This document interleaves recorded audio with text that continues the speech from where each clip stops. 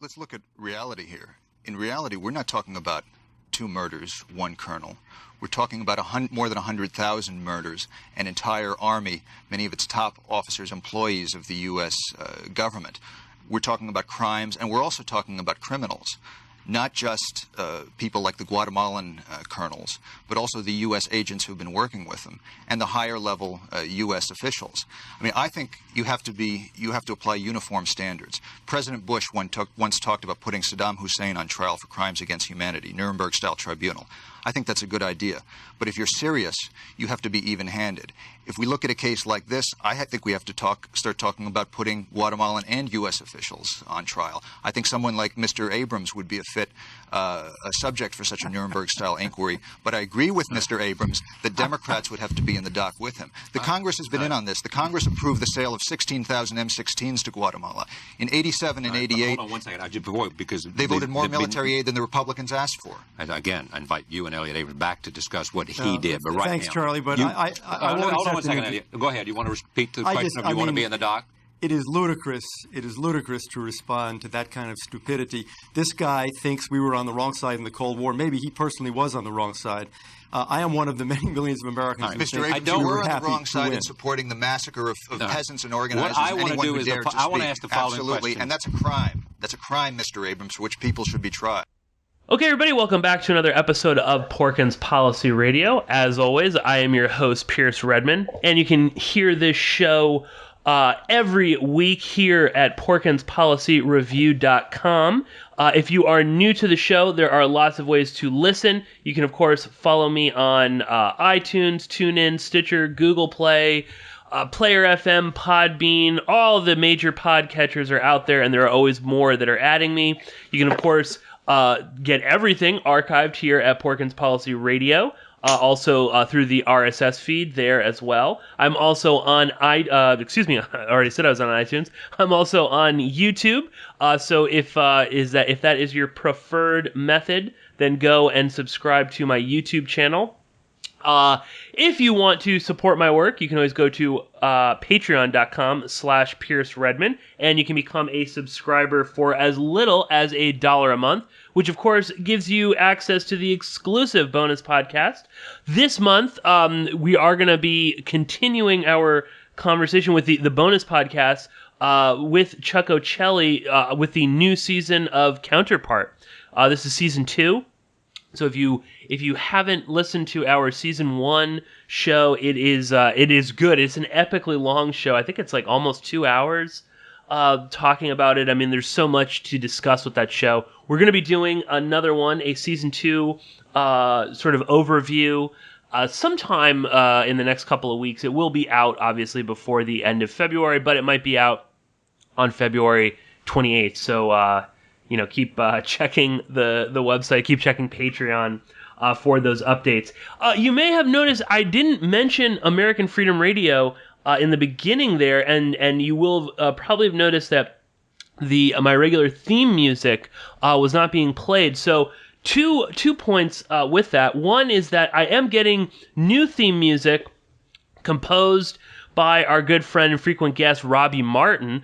I know, it pains me to change the wonderful theme music that we did have, and with Chuck doing the vocals for the talking, and I do want to try and incorporate that again, get Chuck to record some more stuff. But basically, there's going to be some changes with the show and the structure of it, and it's just easier to have a song that's not copyright protected either. You run into a lot of problems with YouTube and whatnot, and it's easier to get it played on other networks if it's your own material, obviously. So that is what is going on with that. So hopefully Robbie will be done with that soon. And you'll notice that I didn't mention AFR in the beginning there, and that is because we're not being broadcast live on AFR right now. This is I'm recording this and producing it myself. And without getting into too much, behind the scenes, inside baseball, I'm going to be moving the show away from AFR, or moving it to, other networks and things like that. AFR is going in a slightly different direction with shorter material. It's all going to be pre-recorded, and I just don't think I really want to do that. Now, I mean, that's sort of subject to change, and I think I might still submit some of my stuff over to AFR, but I think I'm going to kind of switch directions and change it up. So that is why I didn't mention that you can find all my shows archived at American Freedom Radio, although I assume they will be there for many years to come, much of the old archives, so you can always go check it out there. Very quickly, I just want to plug some upcoming shows and appearances that I was on. So I just want to, I was on Parallax Views, J.G. Michael's podcast, alongside good friend Ed Opperman just last weekend, and we were talking about Roger Stone, his impending legal trouble. We talked about Jeffrey Epstein, Mike Cernovich, a whole bunch of other sort of related topics all there. Hopefully JG will edit that episode up quickly and post it. He can take a while sometimes, but partly because he records so many episodes. But very timely episode, fun one I did. Of course, when that is posted, I will link up to it. And also, I just wanted to plug some upcoming interviews that I'm doing. So I am going to have Matthew Alford, good friend Matt Alford, is joining us to discuss his new book, Union Jackboot, and which has a longer subtitle, which of course I can't remember, but I will remember it on the day of. I'm going to be speaking with Matt Alford. I'm going to have John Potash back on the show to discuss his latest film, which is, I believe it's Drugs, Weapon Against Us, though I might be getting that wrong. But you can, just Google John Potash and his new movie. I'm going to have him on very soon discussing that. Also, Ricardo Vaz from VenezuelaAnalysis.com is going to be coming on the show sometime next week, hopefully from Caracas, to give us an inside perspective and view on what's going on in Venezuela. And I don't want to, give away too much, but I have a legendary figure in alternative radio and alternative media who will be on the podcast, hopefully in the next couple of weeks. As I once I kind of finalize that, I'll give a little bit more information, maybe reveal who it is. But it's a huge figure, and I think it's going to make for a really good interview. And hopefully, we'll be able to get them back on the show for a few more.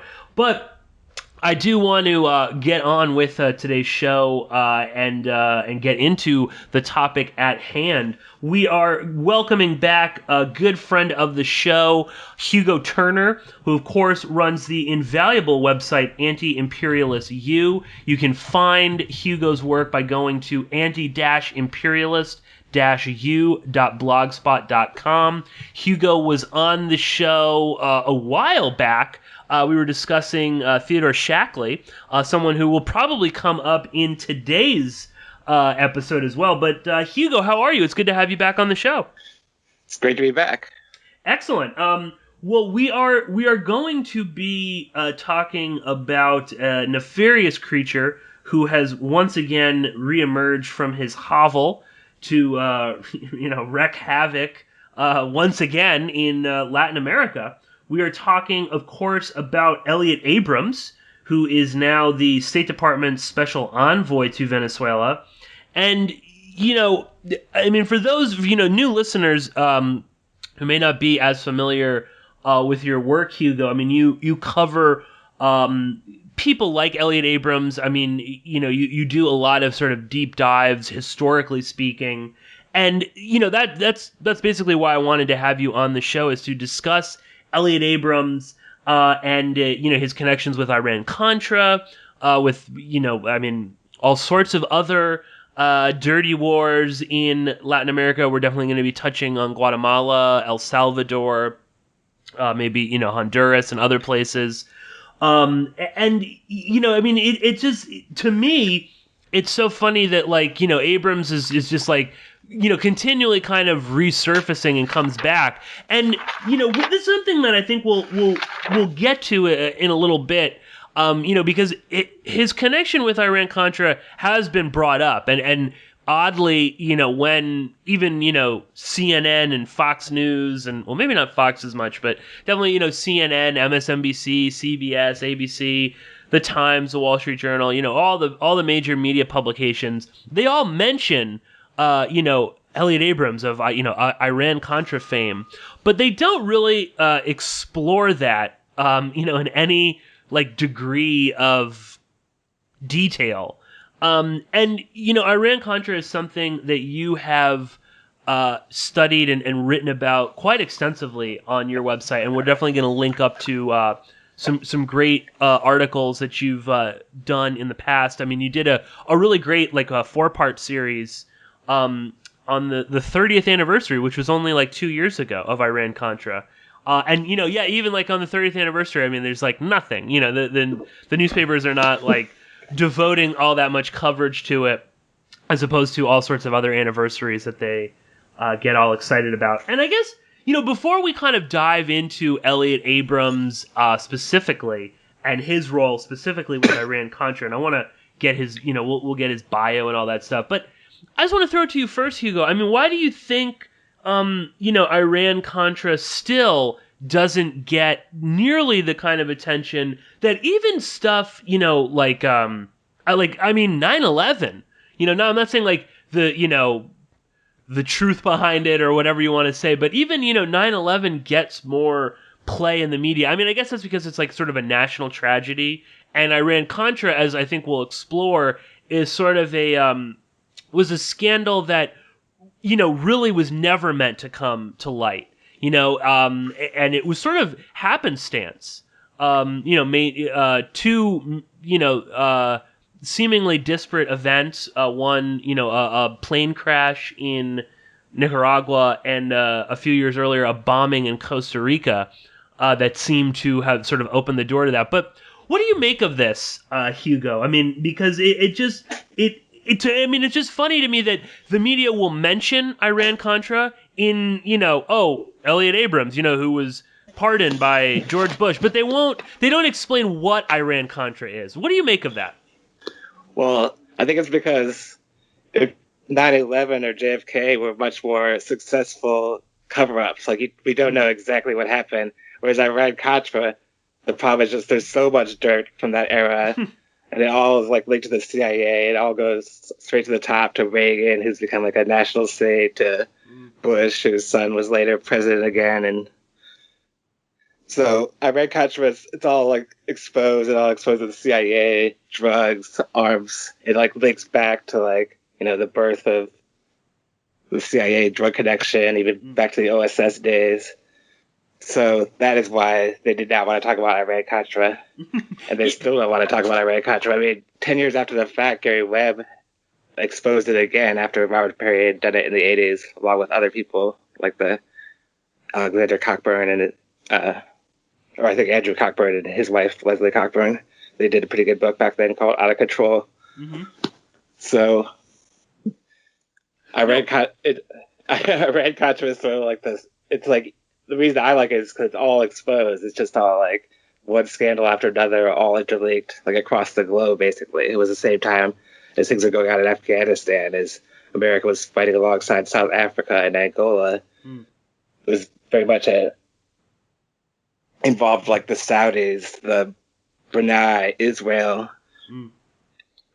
So it's just all these things that they don't want to talk about. No, absolutely. I mean, that was more or less the sort of answer I was going to give as well. Is like what you said. I mean, it is out there. Unlike say the congressional hearings and the 9/11 Commission, which not to completely dismiss it, I think people, if you're interested in what happened on 9/11, it's definitely worth reading the commission. Because there is a lot of valuable information there, and also just if you want to know.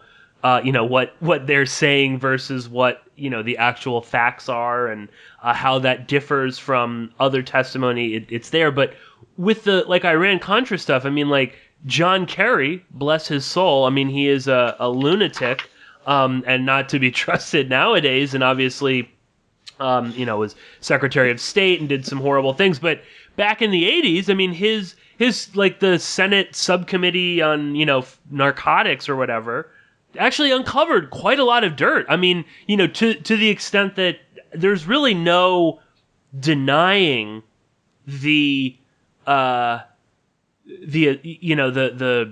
don't want to call them allegations necessarily, but I mean, there's no denying what went, the allegations of CIA drug trafficking, funding right-wing death squads all across Central America. I mean, it is all, like you said, documented. There's really no doubting this. I mean, I mentioned this before on the show. I before 9/11, which is certainly the I guess the deep event that has taken up a lot of my time and research. I mean, it was always Iran-Contra for me, and that in part was that that's something like even my parents fully admit.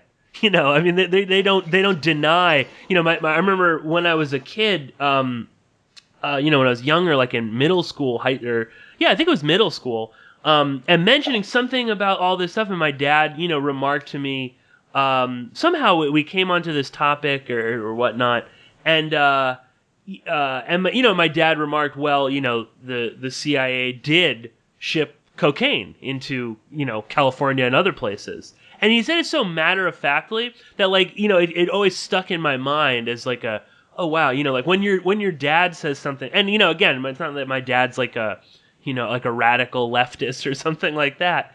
So when you hear like an adult say that at a young age, you're like, oh, shit, there's really something to this. And it's also, I think, in a lot of ways, the same thing what you're saying there, Hugo, that there is so much information about it. I think that if you study what say Iran-Contra and all the aspects of that, it really kind of shows you how things like 9/11 do get pulled off. And it doesn't seem as far-fetched anymore that you could have a fairly large but contained group of people conspiring to commit all sorts of atrocious acts. I mean, they don't even all need to necessarily be, super connected. I think, as you can see with Iran-Contra, where a lot of this is people are connected, but it's not that they all necessarily knew what was going on with one another. But I interrupted you before. What were you going to say? I was going to say that it's sort of like the last time that they still had investigative journalism in the country was in the 80s. It's pretty much during the era when they were shutting it down, but it still existed. Whereas by the 90s, the age of like total propaganda in the American mass media had begun with Rwanda or Yugoslavia. Nothing about the truth came out, and that sort of paved the way for today with like Syria and Ukraine and stuff like that, where they won't talk about anything that will damage the empire. Whereas back then, you still had the fallout from Vietnam, the Church Committee, Watergate, so there were still people actually exposing things. No, totally. Mainstream media. I think we both of us were watching like old news clips and stuff on this. I think we were probably both on the great YouTube channel Hidden History, which people should definitely subscribe to on YouTube and follow them on Twitter. You've actually done some like exclusive interviews for the Hidden History YouTube channel.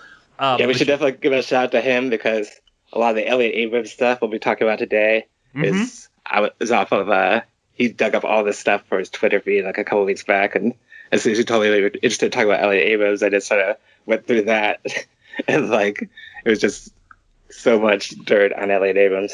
So, yes, indeed. Fellow researcher. Big shout out to Hidden History. I think it's just on Twitter. It's at Hidden History, and we'll throw links up to it in the show notes as well. At our Hidden History, I think. Yes, our Hidden History. Yes, I think you're correct. But we'll have links to that in the show notes and the YouTube channel as well, which is, I mean, a gold mine. There's so much on there. It's funny again. You're just remarking on like the 80s is like sort of like the last vestige of investigative journalism, and it is true. And people I think forget, like, people think of like the late great Robert Perry, from like Consortium News, which is obvious.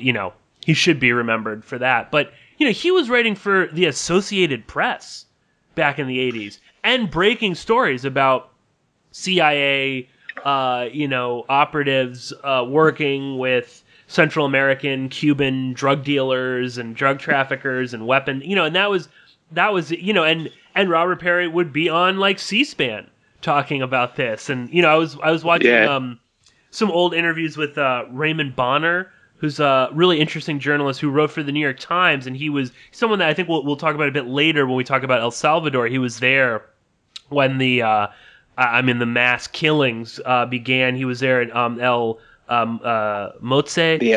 The El Motoze massacre? Yes, yeah. He was there for, or in the aftermath of that. And, he was a New York Times reporter. He was basically fired, or he left, because the New York Times didn't necessarily like, he was perceived as being, too close to the Marxists. But, I mean, basically, all he was doing was just reporting facts. He was perceived as telling the truth, which pissed off his exactly. boss, Yeah. Mort Sulzberger, who's been in bed with the CIA for years. So it's like... Right, absolutely. But Elliot Abrams tried to get Robert Perry fired from Newsweek and did play a major role in getting Raymond Bonner fired from the New York Times. Mm-hmm.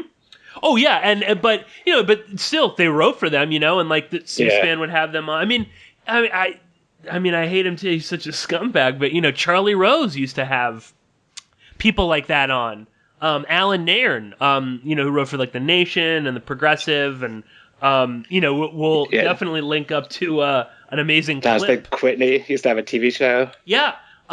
Same thing. I mean, he called for Elliott Abrams to be put on a Nuremberg-style trial on Charlie Rose. I mean, can you imagine, Charlie Rose or any of these people saying that about, if they had Madeleine Albright on, and she should be put on trial for what she did in Iraq. I mean, it would never fly. So, just to kind of, again, just to give the context of all of this, because we're going to be talking a lot about the 1980s and whatnot. And I think it's also, like you said, I mean, that's partly why we know so much more detail-wise about Iran-Contra than, say, something like 9/11. Although there are some really fantastic books, including, one I'm in the middle of, Kevin Fenton's Disconnecting the Dots, and Ray Novoselsky and John Duffy's book is wonderful as well. That's like a new one that's come out. The Watchdogs Didn't Bark. I mean, there's a lot of good books out there on 9/11, but they're mainly kind of relying on internal documents and not hearsay, but they're doing their best with what they have. Whereas there were a lot of people writing and talking about what was going on, including a place like the Christic Institute, which were like openly suing the government over Iran-Contra. Well, they were suing a network of off-the-books CIA operators, like with Ted Shackley, Thomas Clines, and Felix Rodriguez, who was very close to George Bush. Mm-hmm. Mm-hmm. Yeah, and again, can you imagine? Can you imagine that happening? Now, it's funny. I don't know, Hugo, if you've seen like the this is a little off topic, but the Dark Overlord hacks, so like these like document dumps, have you like related to 9/11? Have you seen this? I don't think I haven't heard of that. So it's like some hacker group that I think they were actually the same group that there was like a day. It was kind of like a blip on the news and then disappeared. But there was like a day not that long ago, maybe a month or so ago, when like all of these big multinational companies were hacked, and they were basically, there were these like ransom notes saying that they had to pay like $1 million in Bitcoin, or else all of their data would be leaked, and it was just disappeared. And from the media, it was like a story all of a sudden. I remember seeing it, and then it was just gone instantly. And I suppose they got access back to their systems and whatnot.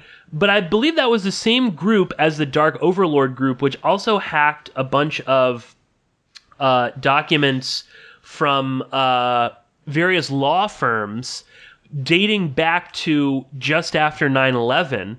Where it's a lot of these law firms are basically, thinking or about suing various government officials, government bodies, the airlines industries. And it's interesting because they're in an attempt to do this, they're all acting and talking like truthers, and coming up with all sorts of alternative theories, and oddly they had a lot of these files. It's like they seem to have information from somebody about discrepancies in the official narrative and whatnot.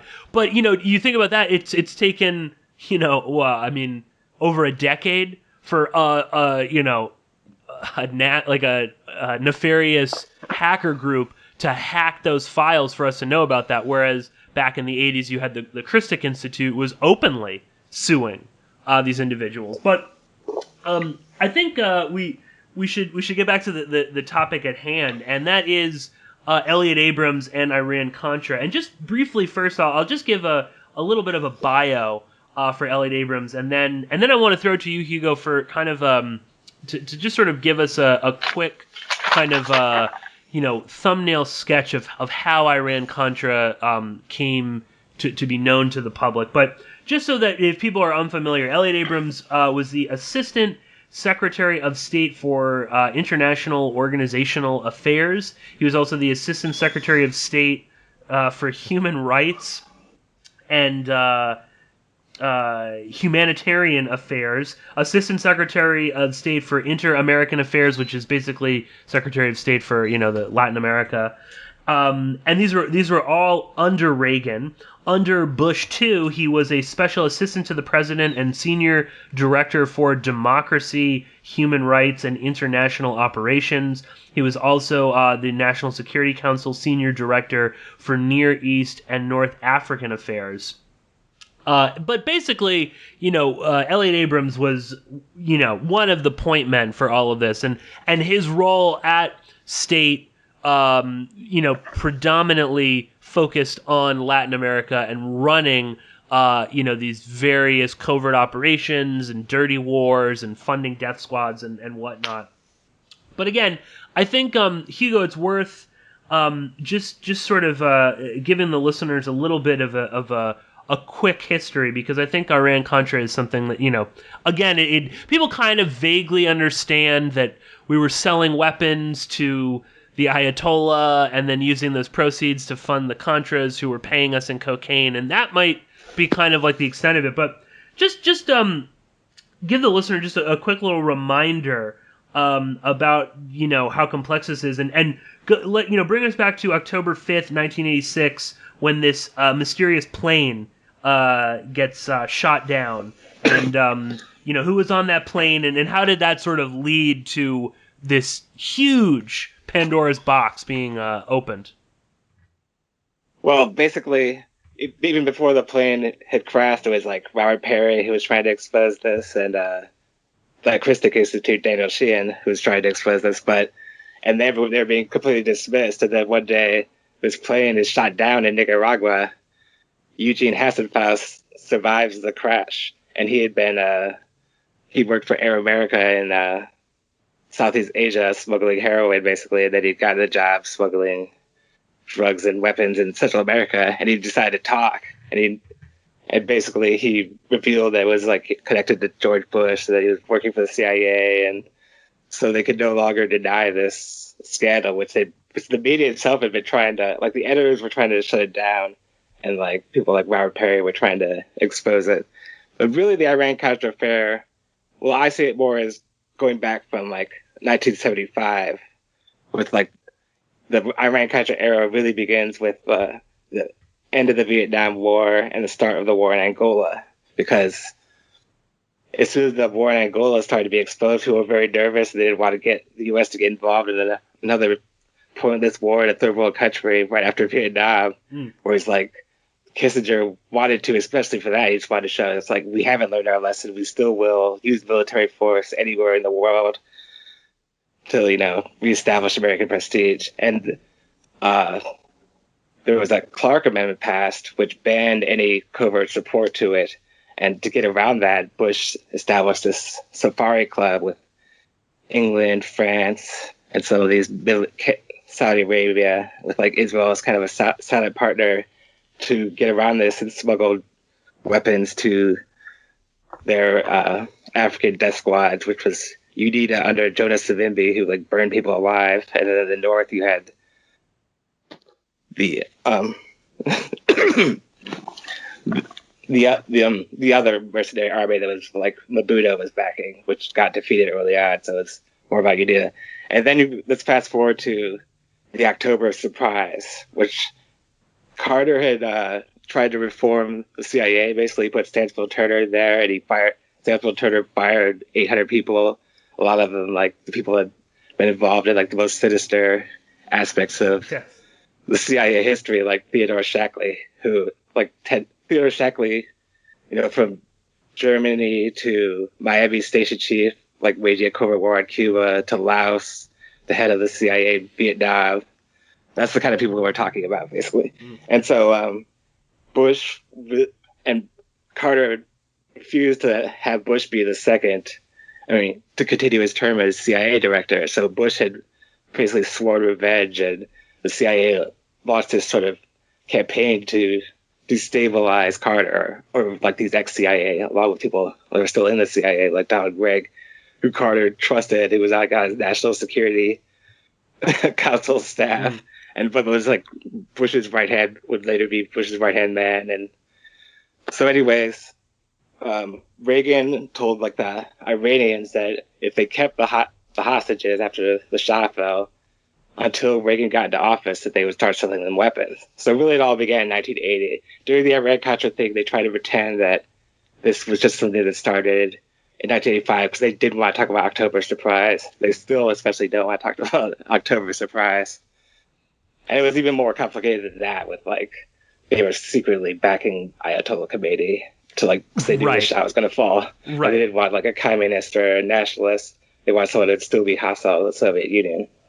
I know, and the October Surprise thing is again, that's like I know it's something that might be like hotly debated, but there's like almost no really denying that. Robert Perry's done good work on that. I think there's also like a either Iraqi or Iranian journalist, I can't remember her name, who's also done work looking into the October Surprise. But yeah, I mean, I know what you mean. There's like this myth that Oliver North just he just happened to sell weapons to the Ayatollah, and it was just out of necessity because they had to get around the Boland Amendment and all of this stuff so they could give weapons to these like fascist right wing basically death squads in Nicaragua and elsewhere. But as as you're pointing out there, I mean, this is a much deeper plan. This goes back and that just, I mean, again, to just in context, because it just seems like it's like never ending. It's like the Reagan, that Mr. like you said, he's lionized as like a god emperor, was negotiating with the Ayatollah, our ultimate enemy, to sell them weapons. The later scandal involved selling them weapons to get hostages released, but the October Surprise was giving them weapons so they would keep the hostages, which is just like terrible, basically. Yeah, right. I know. Yeah, exactly. I mean, just people should keep that in mind. Yeah, exactly. You think, okay, well, at least maybe we get some hostages, and they did release some of them, right? Yes. Right, but the idea that like we're gonna give you whatever tanks or missiles and guns so that you keep them there, to embarrass Jimmy Carter. And people can, you can look at the footage of Reagan being inaugurated and just coincidentally, the exact same time the hostages are being let off the plane. I mean, it's all orchestrated, but between the Ayatollah and the Reagan administration, in much the same way too that you have under Jimmy Carter, when we were funding the Mujahideen, a lot of those weapons that Pakistan was trafficking into Afghanistan were coming from Israel. The Israelis had no problem, selling weapons to Pakistan to be given to, Al Qaeda and the Taliban and all these other groups to fight the Soviets there. Yeah, really, it's all part of a much deeper game, which was to get Iran and Iraq embroiled in this war, to give weapons to both sides, to weaken them both so that they could both eventually be destroyed. They destroyed Iraq, but thankfully, Iran it's too tough to attack it. But that was basically the idea. And by getting them to fight, you would create this Shia-Sunni war in the Middle East so that it could be used to balkanize the whole region, basically, was the bigger geostrategic idea behind the whole thing. Absolutely. But yeah, it just to get back to Iran-Contra. I mean, this is also the other problem with Iran-Contra, as with like 9/11 or any sort of like deep event. Is there's so many facets, and there's so many strands that you can go off on in a million different directions. Although I will say that I think that not enough is done looking into the Middle East side of Iran-Contra. I think we know more about what was going on in Central America and less about Iran and the weapons trafficking and going on there. So I think it's worth exploring. People think that the CIA's targeted assassination program began after 9/11. I mean, obviously they've had a bunch of them, but they also had a Middle Eastern one during Iran-Contra, led by Alvin North, where they had these like CIA mercenary armies like blowing people up and kidnapping people to like trade in Iran for hostages. They tortured one of them to death and like gave another one like a heart attack drug, and that's like a little known aspect of the case. Yeah, totally. And even the serious stuff, funding the Muslim Brotherhood and whatnot. Of course, Elliott Abrams was connected to both because he was not only is he kind of like the part of the State Department, but it's like if he isn't CIA, he might as well be because it's just all about supervising covert operations. But he's also like he married into the neocon royalty by marrying Norman Pothart's daughter, and so he's like a PDAC member. So he's also like a hardcore pro-Israeli neocon, in addition to being like a Central American death squad enabler. Yes, yeah, no, I mean that is right. I mean that's well, let's get into Abrams. Just quickly, I wanted to also just throw in and people should check out the film. I think it's is it like Iran Cover Up? The one it's narrated by Elizabeth Montgomery, who is also the narrator and one of the producers behind the Panama Deception, and it's the same team. We'll link both up great to that. movies. Yeah, we'll link up to that. Yeah, that's what I mean. Two of my all-time favorite documentaries, and Elizabeth Montgomery is a truly amazing producer. That's someone I'm going to do a bonus podcast on her at some point when we get closer to the anniversary of her death, I think. But great films that also kind of go into the detail of how this unfolded, and in the case of the Iran cover-up documentary, I mean that they made that in the 80s, when this was still kind of unraveling. It's great. It's got Peter Dale Scott. Great young Peter Dale Scott. I think Robert Perry is in it. Some really fantastic interviews, and Elizabeth Montgomery's narration is amazing. But they also, they point out not only the plane crash on October 5th, 1986, but they also, again, that this really goes back even before 85, 86, with the bombing.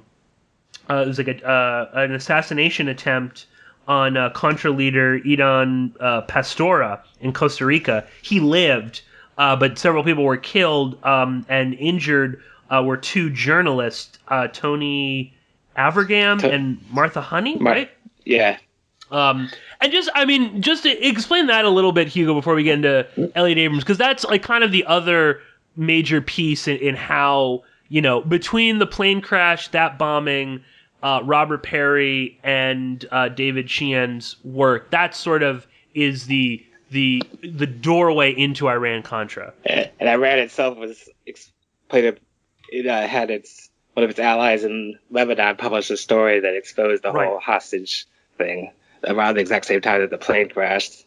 But yeah, the way the Christic Institute got involved in the case, and they're the ones that expanded it beyond Oliver North to all these like ex-CIA guys like Ted Shackley and George Bush or whatever, was because of this bombing that took place in Costa Rica, where there were two Contra fronts. One was in Honduras, and those were all like the former National Guard, which the Sandinistas, those horrible totalitarians, the first thing they did when they got into power was they got rid of the death penalty, and they had captured all these people, but instead of executing them for the crimes they committed, they just let them all go, and that became the CIA's Contra army, basically. But in the South, there was also another army led by like a traitor to the Sandinistas, Eden Pastora, known as Comandante Zero. And basically, he was willing to work with the CIA to try to overthrow Nicaragua, but he refused to work with the FDN, the National Guard Contras up north, because they had killed his father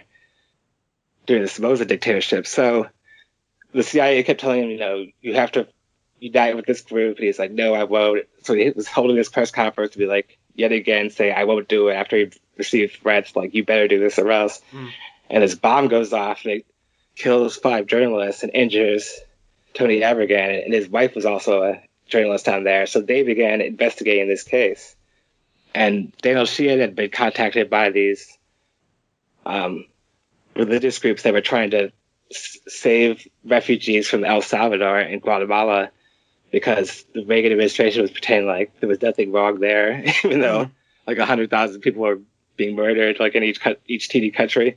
So Oliver North, who was also counterterrorism czar, accused them of being terrorists, and so they hired Daniel Sheehan to like defend them, and he started uncovering this whole network of things. And eventually Tony Abergan contacted them, and so like the 2 cases merged, and that was sort of like they were investigating this leading up, and it was being dismissed up until like the plane crash exposed everything and proved that like this network was operating.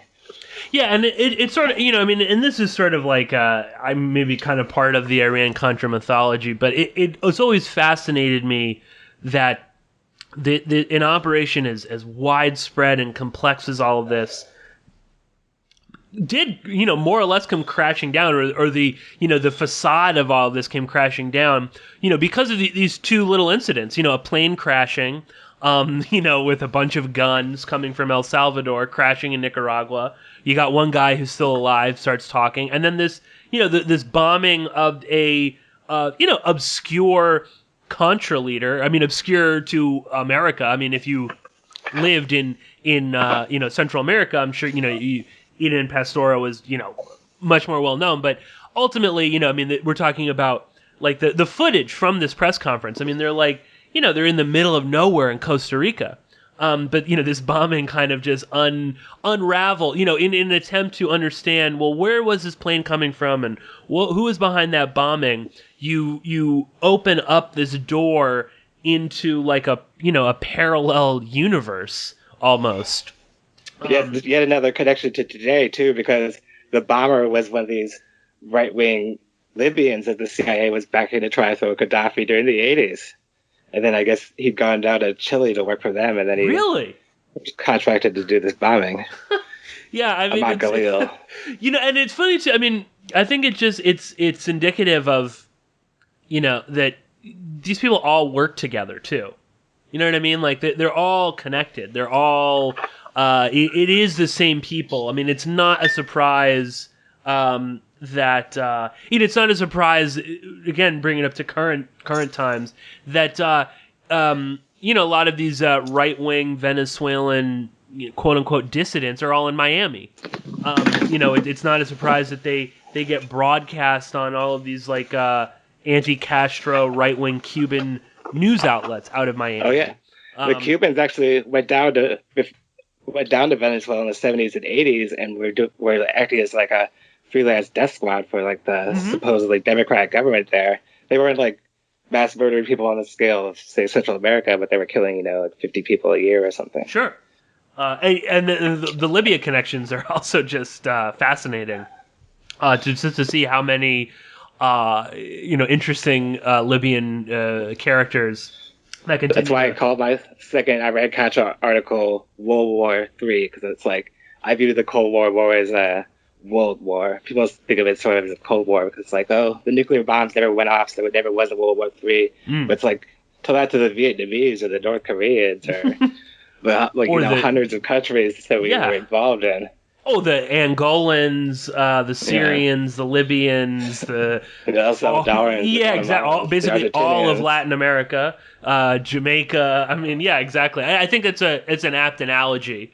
Of World War III, especially too when you start to see just how I mean, the cast of characters with all of this. I mean, we don't have time to get into all of it, but I mean, with Iran-Contra, I mean, we're talking about, Cubans, Central Americans, the Sultan of Brunei gets involved in this. I mean, the Ukrainians, the Ukrainian. I mean, it's really everyone. The Saudis, the Israelis. I mean, it's truly fascinating. But let's begin to dive a little bit into Elliott Abrams. You were mentioning before there, Hugo. I mean, not only is he sort of this like bloodthirsty death squad supporting State Department official, and obviously Abrams is CIA or I mean, he represents the true nature of the State Department, which is really to act as a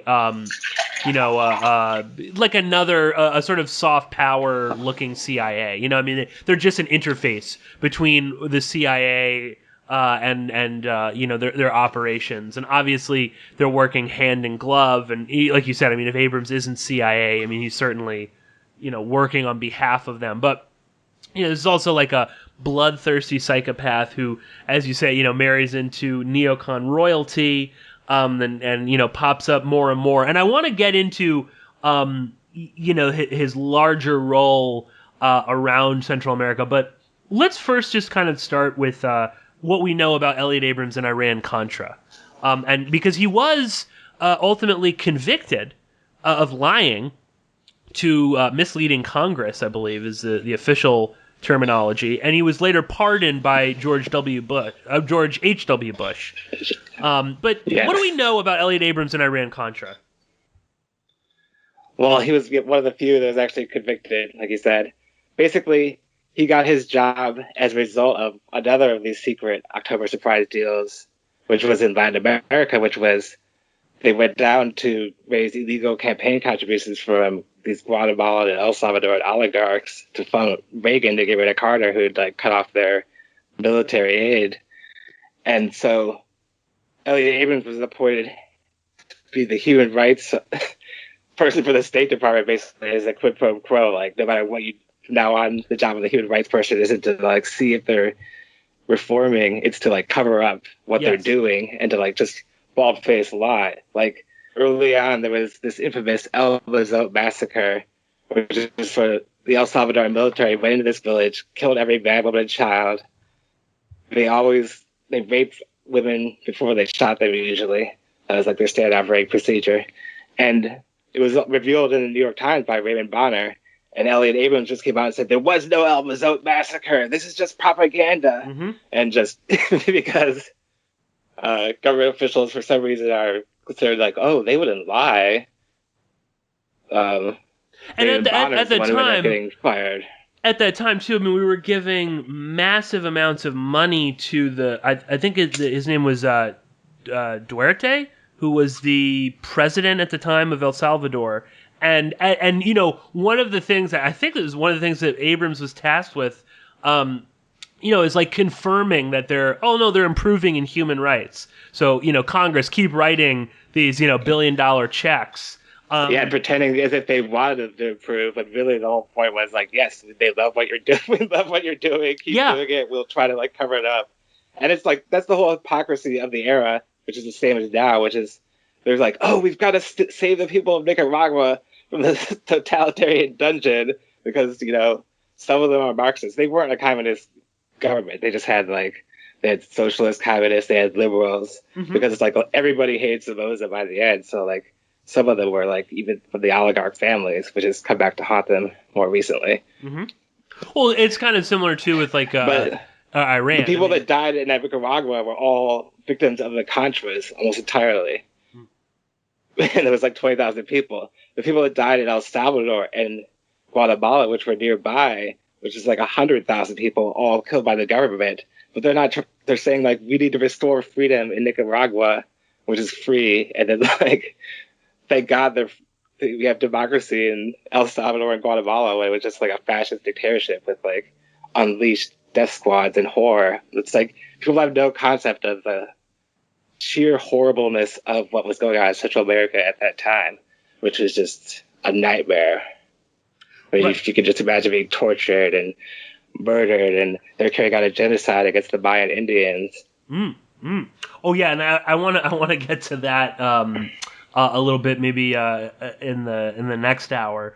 But yeah, I mean, absolutely. I mean, this Abrams is like you said. I mean, is his role at for human rights and all this other these fucking bullshit State Department titles. It's basically, like you said, to cover up all of this. I mean, the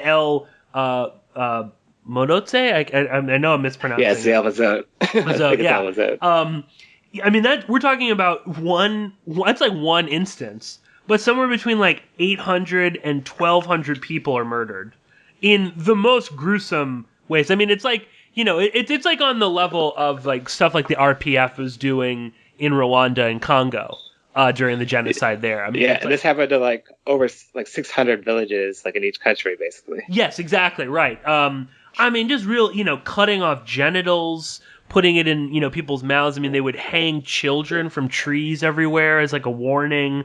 Ripping out children's fingernails and whatnot. I mean, really just like unbelievable sort of violence.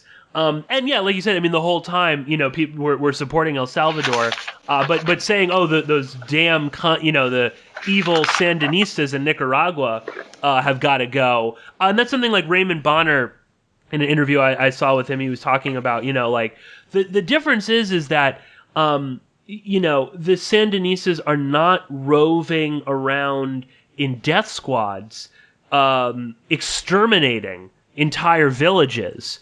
Whereas in El Salvador, I mean, that's what was going on. I mean, you're talking about just wiping out the whole peasant population. I read that like people stopped going to school in El Salvador because if you were a student, you were basically a subversive already. Just from the mere fact that you were in college or something like that, that was enough for you to be executed. So, truly kind of like stunning level. And like you said, Elliott Abrams, one of his main jobs was to basically, deny that this was going on. And not even just deny, but as you said, Hugo, I mean, go after people that spoke out about this. Yeah, he was part of the Reagan public diplomacy campaign, along with Walter Raymond and Robert Kagan, who both had like similar jobs. Walter Raymond was like the mastermind, the CIA guy that they put in charge of this massive propaganda campaign, and there was, get journalists fired that were actually reporting on stuff. And basically they were successful. That's why there was no investigative journalism in the 90s, because they managed to be like, you don't go after big stories if you want to have a career, because instead of being rewarded, you're just going to get fired. Yeah, exactly. No, I mean, totally. It's like, what's the incentive of actually reporting on something important if it's basically, your career gets destroyed in the process, or it's like, if you don't get fired, it's like with Raymond Bonner, you get recalled back to New York, and they put you, in the business section, where he basically was just going to be sitting at a desk writing, puff pieces about Wall Street. It just doesn't really, it doesn't have the same impact as uncovering, genocide in El Salvador. I mean, it's unfathomable. What's going on. And again, Abrams, he's also just so fucking smug, and it's just like, and this is something maybe we can explore a bit more, in the second hour, Hugo. But I mean, there's like this, it's like it's his mission in life. Like he truly is committed to this agenda in a way that I don't think, I think other people are just, well, it's, they're cogs in the machine, and they are evil. But there's something about Abrams like where he genuinely seems to take pleasure in inflicting damage. He called us, like everybody disagreed with him, vipers. And that's right.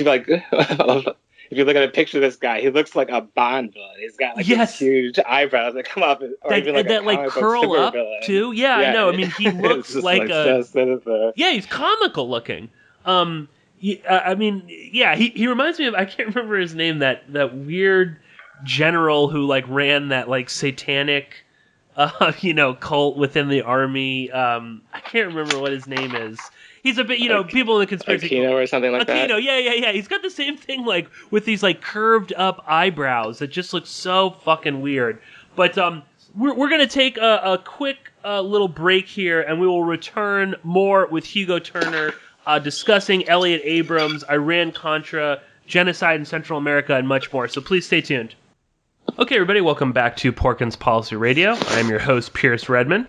Once again, you can listen to this show here every week by going to porkinspolicyreview.com. You can also, of course, follow us through the RSS feed on iTunes, TuneIn, Stitcher, all sorts of other podcatchers, TuneIn, Google Play as well. You can subscribe to my YouTube channel, and you can also sign up to support me on Patreon. If you like the podcasts and the radio shows and all of the stuff that I do here for all of you, then please sign up to Patreon. You can become a subscriber for as little as $1 a month, which of course gives you access to the exclusive bonus podcast. But without further ado, we are continuing our conversation with good friend Hugo Turner, all about Elliott Abrams, Iran-Contra, Central America. These are all topics that Hugo has written about extensively on his website, Anti-Imperialist U, which you can find by going to anti-imperialist-u.blogspot.com. And I mean, I know that there's a lot of new listeners to the show and stuff, but so if the listeners don't know, Hugo and I actually go way back. And Hugo is like one of the original like fans and listeners of Porkins Policy Radio back when it was a much different format and a different show. And Hugo and I have been friends for a while and have always been big supportive of both of our work. But, that's just a little inside baseball if people don't know. But I think actually the very first, like, one of the first, like, certain moments of, like, notoriety I ever had was, I think you wrote an article that was picked up by Global Research, and it mentioned my website. And I was like super excited. I remember like showing it to everybody, and they were like, "The hell is Global Research?" And I was, I was so excited at the time. But anyway, back to the case at hand, Elliott Abrams. Towards the end of the first hour there, Hugo, we were talking about Abrams as this sort of like real kind of like sadistic person. You were mentioning that he called people that opposed him vipers and that he looks like a sort of cartoonish villain. People should Google a picture of him with his weird eyebrows. I don't know why him and Aquino have that strange sort of curled up eyebrow thing. It makes them look like some sort of like Baphomet, goat devil type person. But I just wanted you to maybe just speak a little bit on that aspect, because there's something so kind of sinister about Elliott Abrams. And I think this is also indicative of that sort of, type of neocon personality or right-wing, bordering on almost outright fascist kind of personality that I think is slightly different from, say, lunatics like Madeleine Albright, or maybe not Madeleine Albright so much, but like Samantha Power, or Susan Rice, who are war criminals as well, but they seem to like wrap themselves up in the notion of human rights to this strange degree that I think they are truly like deluded into believing that, butchering millions of innocent people in the Democratic Republic of Congo is somehow good, because Rwanda becomes, this, I don't know, a neoliberal, corporate-friendly entity because of that. Like, somehow they're able to sort of justify it, and they like live in this fantasy world. Whereas Abrams, truly, I don't think he really gives a shit one way or the other. And in fact, in a lot of those old interviews, one that we'll get into probably soon with the Guatemala, I mean, he like genuinely, he seems to enjoy inflicting pain on others. And I don't know, I just wanted to get your comment on that, Hugo. You know, Abrams as like a truly, you know, like well, it's sort of like the two faces of the CIA or the empire, which is one you have like the go get 'em, like exterminative kind of George W. Bush, Ronald Reagan, Elliot Abrams side of it, but it's like they don't really make up, like they do give lip service to it, but it's like people really know it's like this is about revenge or yes, it's about right. getting them. Whereas then you have the Obama, it's like we're gonna help the other side of the CIA, which is like the psychological warfare thing, where it's like convincing liberals that we're gonna help people. And that's like very much started in the 90s with people like Samantha Powers and them, which is like, you know, we'll do these horrible acts and then we'll pretend that we're actually doing this to protect human rights. Like in Kosovo and we're going to put Kagame into Kosovo, Yugoslavia. Basically, the idea is just, and this actually goes back to the Carter thing, which is the real reason he wanted to crack down was part of this more bigger strategy of breaking up the Soviet Union. So it's like we could clean up our human rights record, and then we could pressure them to like let their dissidents have more freedom of speech and freedom of press, which is like what eventually happened with Gorbachev, and then it just destroyed it all. So I think they're both equally sinister. One is just sort of like go get them. One of them's just like open about it, and the other one like flows what they're doing in hypocrisy and lies to a greater extent. No, I mean, I do agree with you. I think that they're both abhorrent and horrible. There's something about Abrams in particular. I think kind of like I also see that with like your John Boltons, your Donald Rumsfelds, your Dick Cheneys, or sort of like Gina Haspel, where they like I can imagine them like, you know, enjoying like watching someone being tortured, you know, like they would actually like get off on it, and you know, especially like Abrams, or Gina Haspel, you know.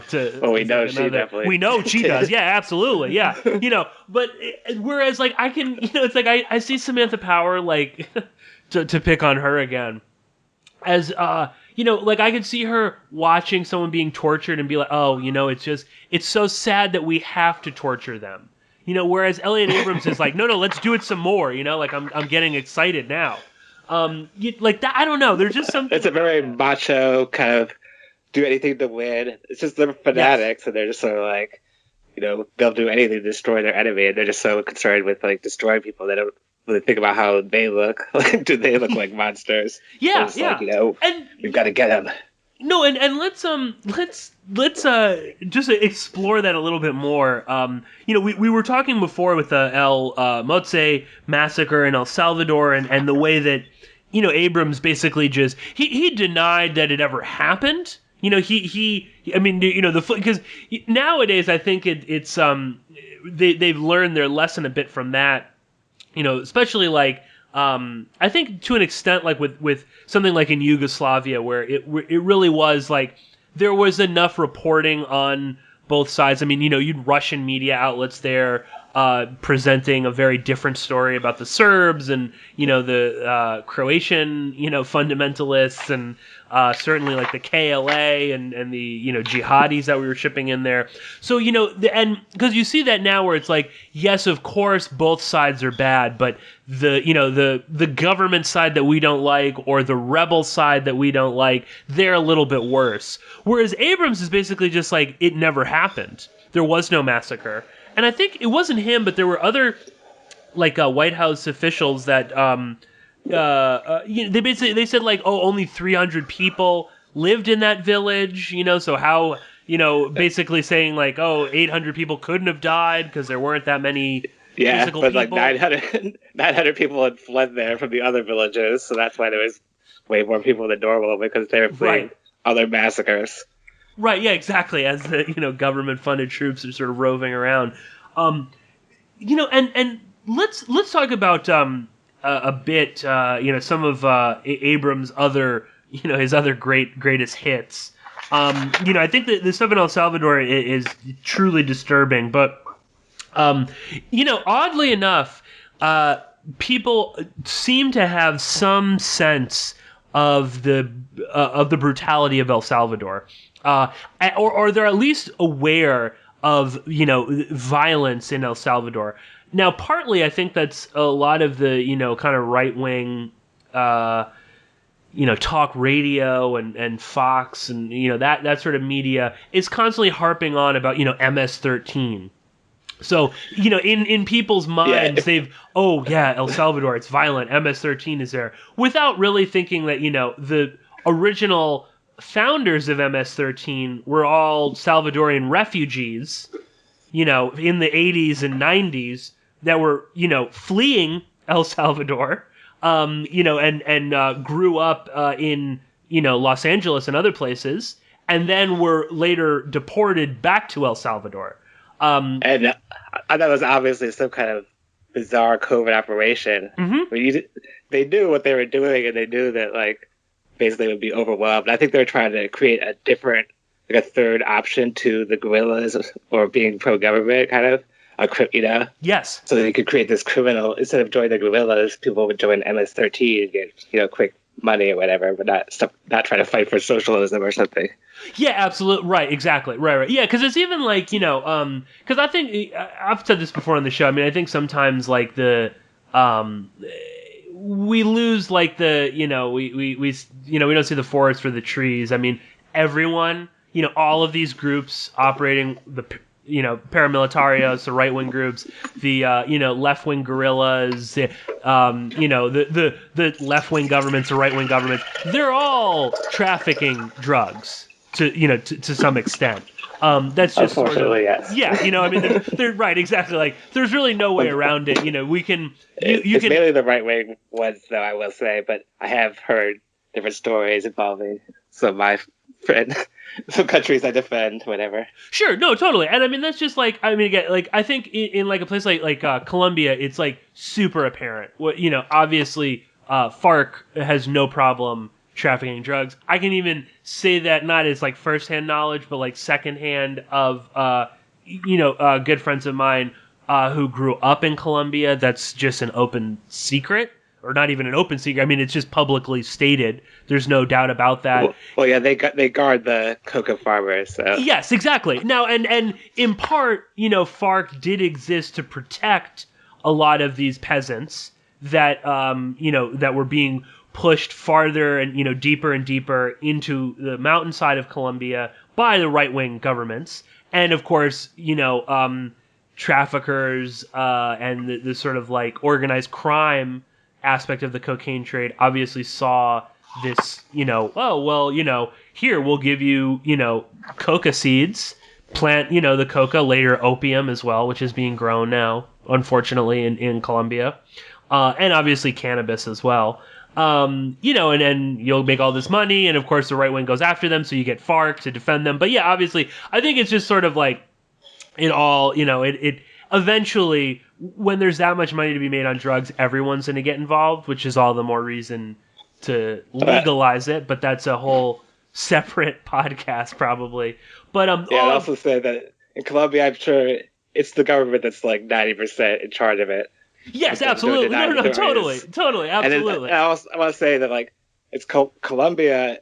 It's sort of people think it's it's Central America in the 80s. It's all over. No, Colombia is where El Salvador and Guatemala up to date is, and that's because of Plan Colombia. It's their plan to fight drug trafficking is by arming the government that they know is all is controlled by oligarchs involved in drug trafficking. Give them weapons, give them money. So of course, cocaine exploded in the 90s, and then, but the major side effect is that it's one of the greatest human rights offenders in the world, and it's just with Nicaragua versus El Salvador and Guatemala. Colombia is not being demonized in the media, even though they create more refugees than in Syria even. And it's they're massacring these people to get them off their lands so they could steal oil, because it's the oldest story. The people the Indians or the former slaves, they pushed them onto the worst lands during the 19th century, and then later it turns out that the worst agricultural land has these valuable minerals, so they send in these death squads to force people off their lands. It's the same story in Congo or Oh yeah, I mean that's just, all over like you the said. world. I think that's probably one of the oldest stories in the world. And they're not demonizing them, even though they just voted for like a guy who's like the progeny of the godfather of the death squads in Colombia. They're not saying, "Oh, stop killing people, stop repressing people." No, instead we're gonna like arm Colombia and destroy Venezuela. Yeah, exactly. I know, and it's so funny too. They because they keep this fucking talking point continually comes up. Look at all the Venezuelan refugees flooding into Colombia, and it's like, it wasn't that long ago that it was all Colombian refugees flooding into Venezuela because of the drug war, and it still is. And it wasn't that long ago that Chavez gave them all public assistance and housing and jobs, and treated them with respect. I'll be interested to see if the Venezuelans are treated like that in Colombia. But back to my original point, talking about all this, I think you're spot on there, Hugo, with the MS-13 angle of this, where again, I think it's like you said, this is like a third option that ultimately is still involved in the drug trade. And I think it's a better option. They don't have to be like the right wing, paramilitarios, but they're not going to be like left winger, revolutionary Marxist or Maoist, groups trying to, ostensibly, overthrow the government. They're just going to be a very well organized street gang that will probably lean more right-wing, and they will still, MS-13, I don't think they have any problem working with CIA drug traffickers in Central America. They may not be aware, but if they are, whatever. They have no political allegiance. So yeah, I think you're correct. And I think it also works because, what do? We ship back all of these, people that grew up under the most, one of the more brutal civil wars. Yeah, that's something else that I want to say. These right wingers, it's like they're demonizing the people coming across, but really it's like the dangerous people are the people that grew up here in like L.A. in the ghetto. Yeah. These people, the reason they formed a gang was for self-defense because they just moved into an area where there was gangs, and if you weren't part of a gang, you would just be a victim of all the other gangs. And it's like the same thing happened to the Laotians and like different groups. So it's like it's America. It's America that's corrupting the thing, not these people coming across the border. If you're a drug cartel head, you don't have to march across the border. I mean, you could just fly in. If you have money, it's no problem visiting America. No, I think that's super right. I think that the Laotian thing is a great parallel. A lot of a lot of the Hmong people that had to escape Laos. When everything kind after of being a CIA army disintegrated run there. by Ted Shackley. Yeah, you have a lot of Asian street gangs popping up all over Los Angeles. And a lot of them are Lao and Hmong, and the same thing with the the Salvadorians. Obviously, they're being stuck in I mean, like really just like dangerous, scary ass neighborhoods in South Central and Compton and whatnot. And yeah, you do have to kind of become a gang to survive. And then I think, then it's rich. Let's ship them all back to El Salvador when, at a time when it was not great, but it was certainly better than the Civil War, only to exacerbate that whole thing. And then you get, this scourge of organized gang violence, once again in El Salvador, making it. And I think the other aspect to that is that then the U.S. government can turn around and give money to the right-wing governments in El Salvador to, quote, fight the gang violence. They can get a foothold back in all of those countries. They can have an armed presence in El Salvador, and they can create the connections that they want to create with various, groups in El Salvador for whatever kind of operations they want to do on down the line. That was the whole point of the war on drugs, is that during one of the scandals that exploded was the Office of Public Safety training police to torture people all over the world. And so the CIA had to start using the DEA to train people to torture people all over the world. And it's very well documented in the 80s or whatever. Like, Evo Morales was tortured by the DEA. And it's basically like just a cover to, and they're actually working with governments that are totally narco states, give you the weapons and stuff. And it was just a cover for a new way for the CIA to train like these death squads under the cover of fighting drugs. like in most infamous example being Plan Colombia. Mm-hmm. Killed hundreds of thousands of people. Oh yeah, it was just I mentioned at the beginning of the show Matt Alford's book with I think it's T.J. Coles is his co-author, Union Jackboot. But there's a section where they're talking about British, foreign operations and whatnot. And this is like one of the crazier things in the book to me, because it's just a known statistic that the British government doesn't like to advertise, but.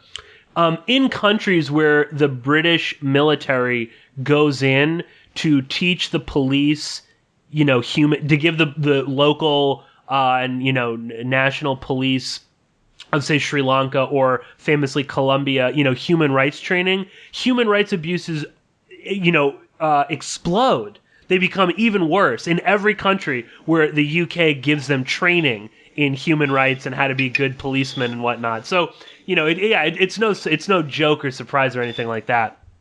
But again, I mean, these topics are so there's so many tangents, and we just went totally off topic from what I wanted to originally go to, which is Guatemala. Was what I was going to say.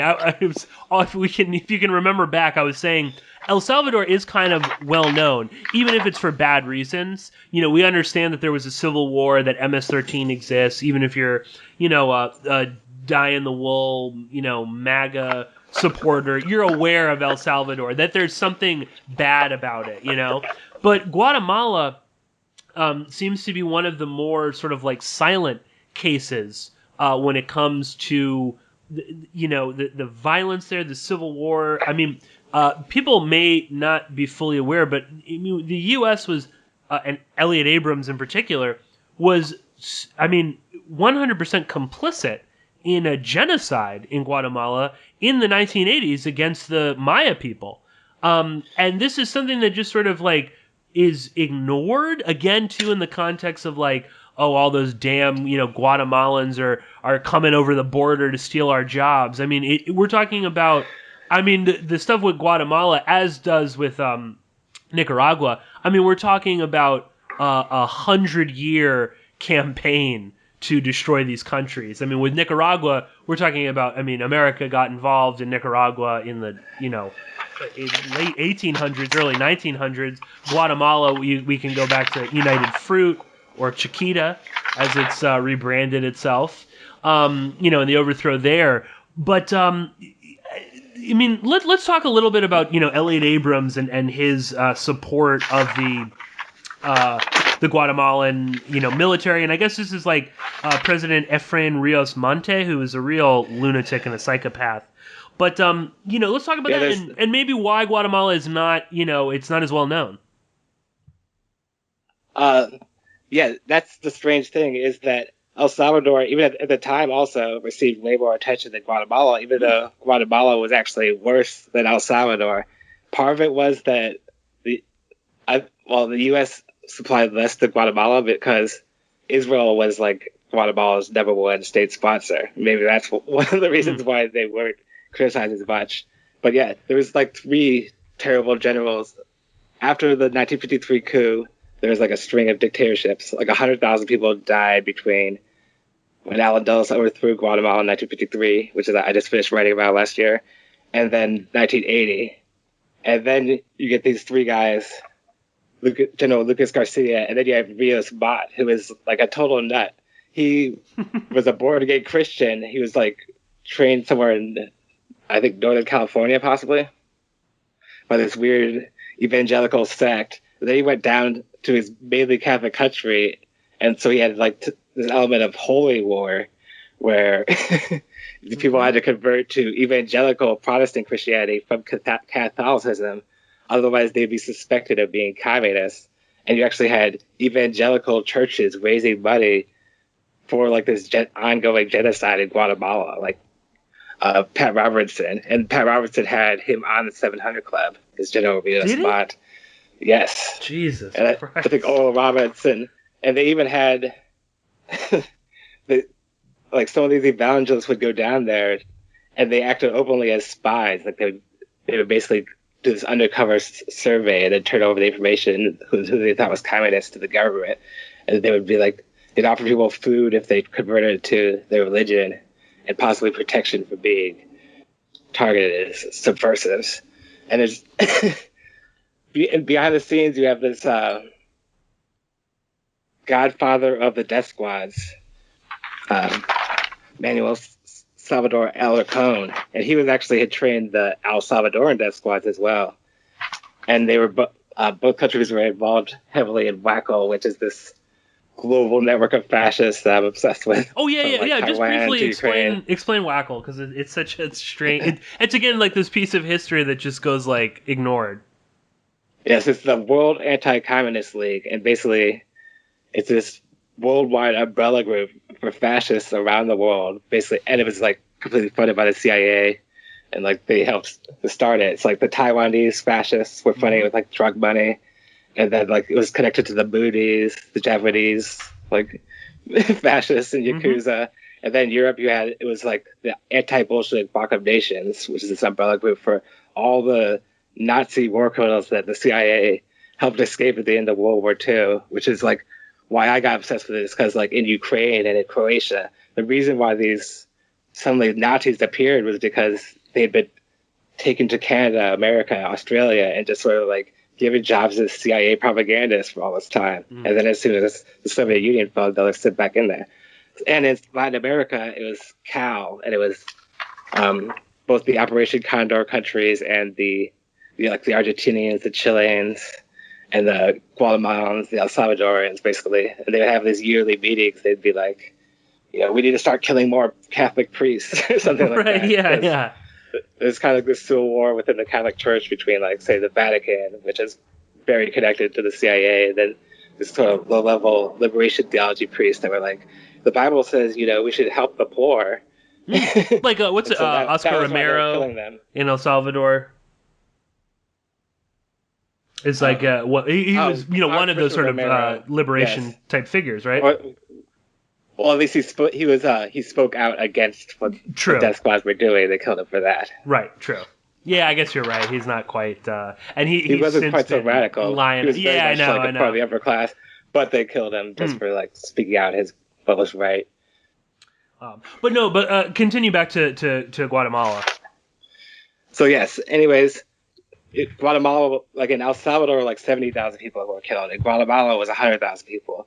And really, like you say, it goes back to 1953. It actually goes back to like this conquest of the Spanish of Guatemala in like 1600s, and the enslavement of the Indians, and then they moved into this form of debt peonage. So basically, the whole population was in feudal slavery.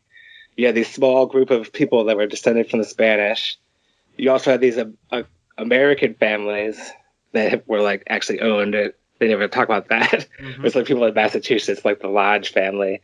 Alan Dulles was like heavily involved in Guatemala too. Like half the stuff in his house was like from Guatemala. But anyways, you have these fascist dictators. It's pretty much the same story as in El Salvador, except it's also directed against eliminating these Mayan Indians that were living in this area that was rich in oil and copper. And Israeli advisors trained them in the tactics that they used to like break the spirits of the Palestinians, and steal their land. And it was also about like stealing land from these landless peasants and like putting up barbed wire and moving them to model villages like in Vietnam, and and add that to like torture, mass murder, bombing, napalm. This is in the 60s actually. It's sort of like a mini Vietnam in Guatemala in 1967 to 1968, where like 150 villages were bombed and napalmed, and because there was this brief uprising amongst the Maya Guatemala. People, right? Yeah, so Guatemala was even worse than El Salvador, but for some reason they achieved less attention. It's almost like Yemen today. Like for some reason that doesn't get as much attention, even though what's going on there seems to be like one of the worst things going on in the world. Yeah, I mean, it's like worse than Syria, as horrible as Syria is. I mean, it's just like, I think, comparing like massacres and genocides is like, so it's like silly, like it doesn't really make any sense, and it's stupid. I mean, but I think it's more, it's like what is so shocking and disturbing when it comes to Guatemala, is the systematic extermination of people. And really, I mean, obviously, like that is going on in El Salvador as well, where you have like Duarte and the the military are basically going after the peasants and whatnot.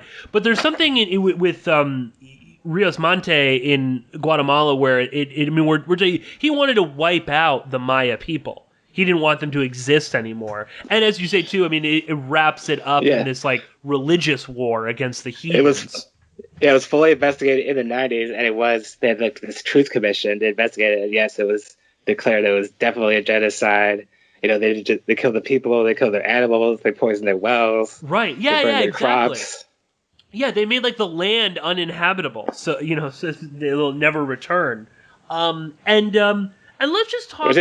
Oh no, go ahead. It's very much what America did in Vietnam. When you read about Guatemala, it's like this is exactly like how America operates. And then like another interesting thing is like when the El Salvadorans, when they ask them about this, or the Guatemalans, they'd be like, "Oh, it's just a few bad apples," which is exactly what America says about what its war crimes. It's like, oh no, it's just a few bad apples. Right.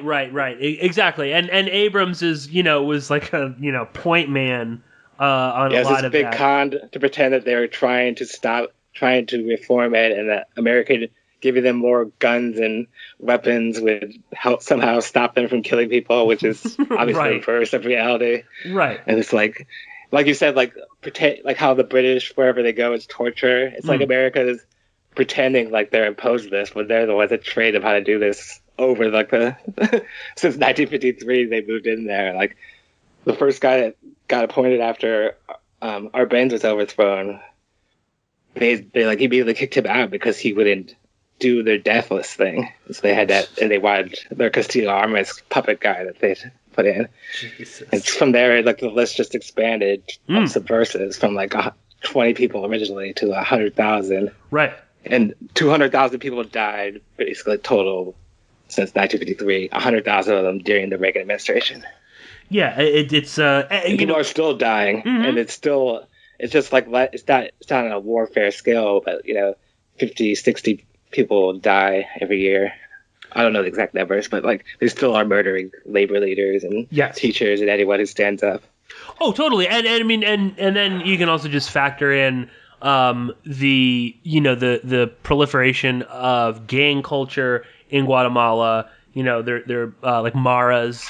Is what they call, they're everywhere now in Guatemala, especially like in, rural areas in the mountains where they never existed. The drug trade, obviously, there are paramilitary groups, and just, linking it all kind of back again. People can dive, down the memory hole. Remember the Los Zetas. This was the most feared Mexican cartel, and I guess until El Chapo was elevated to the most dangerous cartel leader. But before the Sinaloas, got there, it was Los Zetas. Well, Los Zetas are famous because they were all trained in their brutality by Guatemalan death squads from the 1980s. So again, it's all full circle. And the brutality in Mexico with like the beheadings and things like that. That in many ways is a legacy of what was going on in Guatemala and Central America, which was exported to Mexico. It was like one of the videos I watched. They were talking about how the Guatemalans would chop like the refugees would flee across into the Mexican border, and like on that border, the Guatemalans would like execute people by chopping off a limb at a time, so that the people across the border would hear their screams and never come back here. Yeah, it's really like it's like worse than ISIS. You know what I mean? Well, it's like the same. It's a technique of psychological warfare where it's just like you do the most horrific thing you can to like scare people into like submission. Sure. Oh, it's like it's like some of those more extreme ISIS videos that where they were eating body parts and hacking off children's heads and things like that. Well, I'm just saying, like wherever the CIA is training these secret armies, whether it's Asia, it's not a Muslim thing. It's like Asia, exactly. Whether it's Latin America, whether it's Indonesia, the same horrible methods of like brutality, and like it's not enough just to kill somebody; you have to like torture them first. Right. No, and there's also, I mean, it'd be interesting to like do it. I'm laughing. I'm just because it's so dark. You have to. But I mean, just on like again, you're talking about it's not a Muslim thing. I mean, like the whole like beheading. You know, we're convinced that beheading. That's what those backwards ISIS Muslims do. But you see that happening everywhere where the U.S. Or the CIA is helping arm and train groups, be it in Central America, be it in Rwanda and Congo and Burundi, and in Asia and stuff like that. I mean, it's like I think it's because it's so brutal. But I wanted just to go back a little bit to, Elliott Abrams in Guatemala in particular. And this is something, again, we'll encourage the listeners to check out the video in the show notes. But this Charlie Rose interview with a congressman, Democratic congressman from Jersey. I can't remember his name. He's an Italian last name. It's him and Elliot Abrams and Alan Nairn, he's covered Elliot Abrams quite a bit. Definitely check out his work if you want to know what a lunatic he is. But he talks about in this, for one thing, Nairn talks about a human rights activist in Guatemala. I think her name is Rosario Godoy, who was abducted, raped, and mutilated, and her corpse was found next to her dead son, who was a baby, an infant, whose fingernails were ripped out. And the official government line. This is the Guatemalan government, which was, vehemently supported by Abrams, was that they died in a traffic accident. And then when a human rights group asked Elliot Abrams specifically, he said the same thing, traffic accident. This is a woman who's obviously raped and mutilated, and her baby son's fingernails are torn out. And then, in this interview, Nairn again, attacks Abrams, and we should point out too that when Nairn brings these things up, Abrams just says, "I'm not trying to debate the Cold War. Let's stay on topic," because they're talking about a specific event in Guatemala, which we don't have time to get into, involving the murder of Americans who were there, and the possibility that the Guatemalan military was in on it and knew about it, and that the U.S. knew about it. But, Abrams just keeps saying, I'm not here to, and he keeps saying that, Nairn, might think we're on the losing side of the Cold War, but I don't. Which is like, I remember when I first heard that, I was like, whoa, that's a weird response to, a human rights activist meeting such a disgusting, horrible death. That we're not discussing the Cold War. Well, he's right, basically. Yeah, because that's just what the Cold War was: poor people being massacred, tortured, murdered right. all over the planet. And so yeah, of course, it's like you just deny the atrocity until you create some kind of doubt in the media. It's like, oh, the State Department denies it; they must have some reason to deny it, or there must be some basis for doubt, and then people will forget about it, and it's just like it'll go down the memory hole. It's like what they accused the Russians of doing, basically. Just create doubt in the story that's out there. Well, here's the thing, though, is that's actually. But yeah, it's like he sees it clearly. It's just like, this is what we do. Mm-hmm. We're winning the Cold War. What's your problem? It's like, and he's right. They did win, obviously. Yeah. And then they just kept doing the same thing in the name of whatever. The war on terror, or the war on drugs, or now the new Cold War. Yes, I know. Yeah, the ever changing. No, I mean that's what I was going to get to, Hugo. Is that's what's so fucking terrifying about him, is like he's not even denying like this whole thing, the traffic accident. He knows full well how Godoy was executed. Well, yeah, that's what he was there for. It's like he's just tell bald-faced lies, no shame. Just like Albazo, no, there's no. Yeah, right. But so then Nairn goes on, and he talks about I'm paraphrasing, but I believed in the Nuremberg trials were great, but we should hold everyone accountable. when we talk about these sort of horrific crimes. And he says, Abrams should be on the dock for a Nuremberg-style trial, along with Reagan and all these other people. And Abrams, again, he gives this sort of it's like a proto Madeleine Albright, 500,000 Iraqi children was worth it, where he's basically like, Abrams admits, he's like, oh, of course I'm a war criminal, but we were on the right side of that war, it's like, I'm not a war criminal because we won the Cold War. And he keeps saying that, Nairn's he thinks we're on the wrong side of this. And he says, oh, well, what do you think basically he's calling this New York Times reporter a communist because yes. They're going away from the party line. Yes, exactly. And Reagan totally revived that whole thing. Mm-hmm. During the 80s. It's trying to Seymour Hersh is actually a KGB. No, Seymour Hersh is actually from the CIA. He's reporting what people in the CIA are telling us. Yes, I know exactly. Yeah, right. Of course. Yes, the Marxist CIA agent. But that, and then Abrams sort of flippantly, he gets all what do you think? We all the American officials should be on the dock? And he starts laughing maniacally. But again, it's wonderfully honest, admission, where he's just like, yeah, of course we're horrible. And you really think that we should, you're going to put us all on trial? How funny. We're the dominant superpower. We got away with it. We were on the right side of the Cold War. And that's what's so chilling to the core about Elliott Abrams, is that if you watch that Charlie Rose interview, he fully admits to being a psychopathic war criminal. He has no problem with it.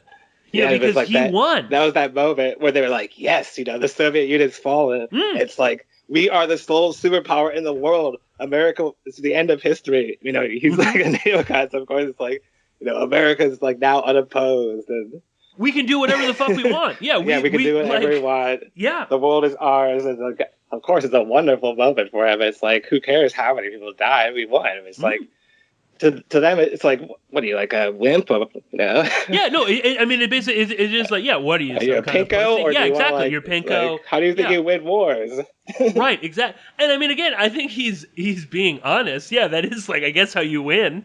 But yeah, and that's, I think, again, what should really kind of make people be absolutely terrified that this piece of shit is back again.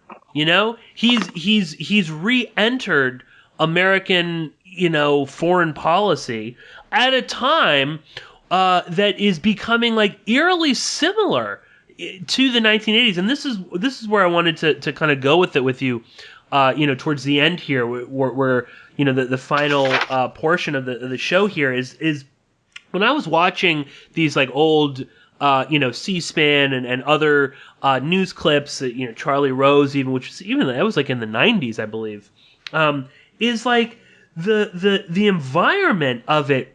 The environment then, it sort of reminds me of what we're seeing now. And, we already saw Donald Trump at the State of the Union, socialism will never, have a place here in America. And we're Bolton with the troika of tyranny with the Cubans and Nicaragua and Venezuela. And that kind of rhetoric appears to be kind of entering again, the Raymond Bonner, he was with Franklin Lamb on, I think that's his name, something Lamb on C-SPAN, and Brian Lamb, that's his name.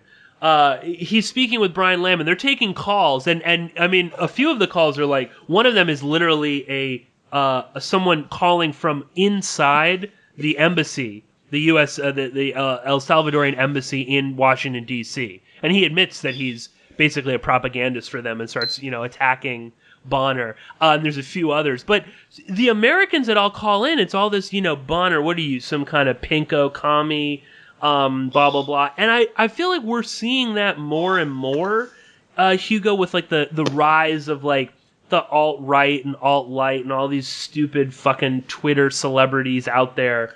Where everyone is suddenly a far leftist and a socialist. And even though those terms, when, Elizabeth Warren and Nancy Pelosi are far left. Evidently, that term has no meaning anymore. But they don't want to admit that the problems with the world is that actually the Democrats have been going so right wing for like 30 years, and that is why everything is neoliberal. And there's no opposition. So it's like we'll just pretend that they're actually socialists, even if they're like arch capitalists, and even if they're trying to steal. Like that's what's changed is that like now the Democrats want to be known as the more hawkish party. They want to be. Yes, I know. And they'd rather lose than have any kind of progressive social policies. Yeah, we're even tougher on Russia. The alt-right base is much more. They want to go after Venezuela. They don't really like funding Al Qaeda in Syria, but let's destroy these socialists. So like that's where the Alex Jones thing suddenly like the isolationism dropped. It's just like we got to get these people. Mm-hmm. Not thinking about like, oh, you care about freedom. What about Colombia next door? What about like this in Brazil? They now have this fascist guy who knows what he's gonna do. And like, no, it's just like the troika of tyranny is like Venezuela, Cuba, and these things. Even though they're way softer on their people than some of these like right wing dictatorships that we support in Latin America. Well, again, too, it's just like we're really back to like Bolton is all about Cuba. Like, what is that to him? You know what I mean? Like, what year is it?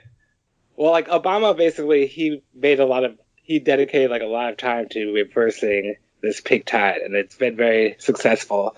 And I think they see like this is their chance to try to destroy Venezuela. And people thought that maybe Trump would switch to Asia, but like instead he pivoted to Latin America. And so yes, it seems to be all about like we'll withdraw from Syria, but then focus on trying to destroy Venezuela and Cuba and Nicaragua.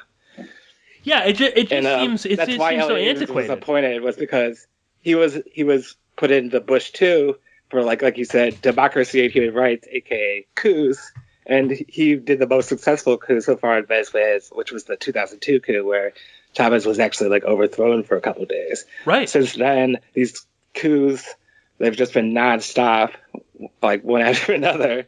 They've all been like total failures. So this one's like going to be a failure too, but they did show that they have like the soft power to have people like pretend as if this guy who has no power is the actual president of Venezuela, and it's like allowed him to steal $20 billion in Venezuelan assets and allowed the British to steal $1 billion. So it's like a further upping of the economic war to make Venezuela's economy scream. Yeah, and Elliot Abrams also was involved in the coup against Aristide around that same time when they kidnapped during the Bush administration when they kidnapped him again, the second coup against Aristide. Oh yeah, can you talk about that at all a little bit, Hugo? Yeah, he was appointed like the head of this. Aristide was overthrown in the 90s, and then like he finally was allowed to go back, but like he had to tone down his thing a bunch, and then America just kidnapped him, and then said he was died, and then kidnapped him to Florida yet again during the Bush administration. So another triumph of democracy. And ever since then, Haiti is like the poorest country in the world.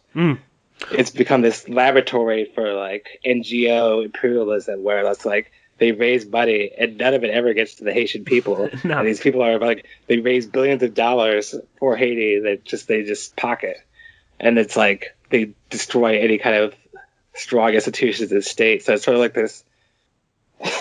It's a nightmare, basically. But the people are like, there's like an uprising going on right now, and they've been resisting all along. It's really tragic because Haiti was the first third world revolution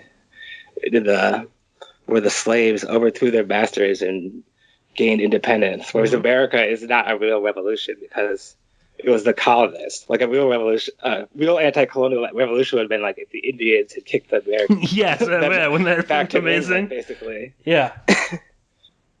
No, just quickly, I'm glad you brought up Abrams' connection to overthrowing Aristide, just because, like you said, I mean, Haiti is once again exploding. There are like, nowhere in the media, mainstream or alternative, do you have people really talking about what's going on in Haiti. But there are like large scale protests all over the country. the conditions in Haiti have like deteriorated. I mean, even more than with post the earthquake and all this other stuff. It's only gotten worse in Haiti, and it seems that the sort of these like anti-government corruption protests are like reaching like critical mass. People should definitely, just another shout out to a great because everyone gets their news on Twitter at Haiti Info Proj, PROJ. It's the Haiti Info Project. It's a really good Twitter account that gives a lot of really up to date information on what's going on in Haiti. But yeah, I mean that's like you said. I mean, it is probably the most abhorrent attempt to destroy the will of the people is in Haiti. And like you said, it's this testing ground for NGOs and stuff. I mean, listen, like it's an admitted fact. The UN brought cholera to Haiti and they got away with it. I mean, the UN and they totally said, yeah, we did do it, but we don't really give a shit. They're just Haitians. And obviously, yeah, I mean the money stuff and we should at some point, Hugo, maybe do a whole podcast on Haiti and again too, like you said, I mean rightfully so, we're talking about a true revolution, and that was what, the 1700s when they overthrew the French. Yes, like it started in like the 18th century, and they gained independence in the early 19th century. Yeah. So really, yeah. I mean, and just the evidence that you can, overcome, that sort of stuff. Give a shout out to Internationalist 360, which is Libya 360D, is their website name. Like, they have a lot of stuff on Haiti, Venezuela, and she's been translating articles from Spanish that aren't available elsewhere. In addition to excellent coverage on Venezuela analysis, you can also check there because. Absolutely. No. I highly encourage both of those websites as well. Hugo, I think we'll probably leave it here for this episode. I think we covered a lot of fantastic ground, and I hope that we've gotten people interested in exploring Abrams and Central America and Haiti and all these other places. And a lot of that kind of information, if you're interested in the history behind any of this, I would encourage you to check out Hugo's work at Anti-Imperialist U. Hugo, please let the listeners know where they can find your website and your Twitter handle as well. Yeah, it's Anti-Imperialist U at blogspot.com. Also, Hugo Turner 1969 on Twitter, and just Hugo Turner on Facebook. And also, I just want to say Elliot Abrams' Iran-Contra thing is that he fully knew that they were involved in drug trafficking. And in that cover up the Iran-Contra connection, when the CIA recruited George Morales, who was this known drug smuggler, to smuggle weapons and drugs for the Contras, they specifically told him that this operation was authorized by George Bush and Elliot Abrams. And also that Elliot Abrams was best friends with Oliver North and was completely involved in illegal fundraising for the Contras when it was forbidden, which is why he was convicted. Yeah, absolutely. I mean, yeah. I just want to get that one last part for sure. No, and the Iran-Contra angle. Yes, and I'm glad that we're leaving on that note, and that is in all of the listeners' minds. Hugo, thank you so much for joining me once again. We should do this more often because it's been a while since you've been on the show, and there's just so much. I think there's a lot of great material out there for people to be checking out, especially. Get the Robert Perry books, Lost History. Mm-hmm. Yeah. Any other books you recommend, Hugo? Quickly. Doug Valentine's, of course, has the best stuff on a drug war: Strength of the Wolf, Strength of the Pack. Peter Dale Scott, American War Machine, and Iran-Contra Connection. Excellent. So lots more for us to discuss in some future episodes. Thank you so much, Hugo, for joining us. Thank you all so much for listening. Okay, everyone, I actually lost the very ending of the recording there. Nothing important, just when I was signing off, but I just wanted to once again thank our good friend Hugo Turner for joining us on the podcast this week. I want to thank all of you so much for listening. I will have some more updates about The new format for the show, obviously this was the regular 2-hour format. I'm going to try my best to keep it at that length so we can play it on different internet stations. You will probably be listening to the regular show very soon on Ocelli's network, on Chuck Ocelli's network, on Ocelli.com. I've got to kind of figure out some of the logistics behind that, but that will probably be where the show will be, broadcast from, so to speak, going forward. But thank you all so much for listening, and I'll be talking to you very soon. George Morales, who is now serving 32 years in federal prison for drug smuggling, once ran an air transport business in Florida. In 1984, while under indictment for smuggling marijuana, he was approached by the CIA. You have to understand what situation. I was in the business, drug business, for a long time, and I didn't have no need for me to go to Costa Rica in order to fly back to the United States. Being in Colombia is very easy for me to go down there and get my connection and bring the cocaine back straight from Colombia. I got involved with these people in 1984, right after my indictment. They approached me with different questions to how to help the fight against the communists, because I was going to get in exchange for my help, I was going to get some type of deal, let me put it that way, in which they were going to be able to take care of my legal problems. They told me that they were going to go on to Washington and talk to these people in Washington. And in many occasions, they told me the name of Elliot Abrams and George Bush. They had some drugs, cocaine, in San Jose, Costa Rica, which they needed to bring it back to the United States. I was told to send the planes with the supplies to Exchange, which we did. And we came back with some drugs from Costa Rica. Did you come back with cocaine? Yes, we came back with cocaine.